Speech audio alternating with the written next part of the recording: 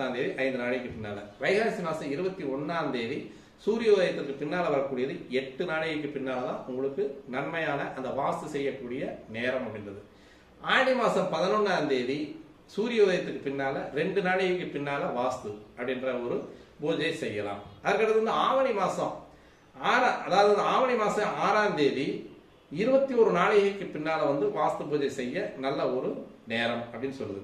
அதே மாதிரி ஐப்பசி மாசம் 11ஆம் தேதி 2 நாளைக்கு பின்னால வாஸ்து பூஜை செய்வதற்கு நல்ல நேரம் அப்படின்னு சொல்லுது.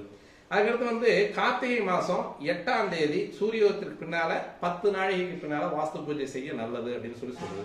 அதுக்கடுத்து தை மாசம் 12ஆம் தேதி சூரிய உதயத்திற்கு பின்னால 10 நாளைக்கு பின்னால வந்து வாஸ்து பூஜை செய்ய நல்ல நேரம் அப்படின்னு சொல்லுது. அதுக்கடுத்து வந்து தைக்கு அடுத்து வரக்கூடிய மாசி மாதம் 20ஆம் தேதி சூரிய உதயத்திற்கு பின்னால 8 நாளைக்கு பின்னால நீங்க வாஸ்து பூஜை செய்யலாம் அப்படின்னு சொல்லி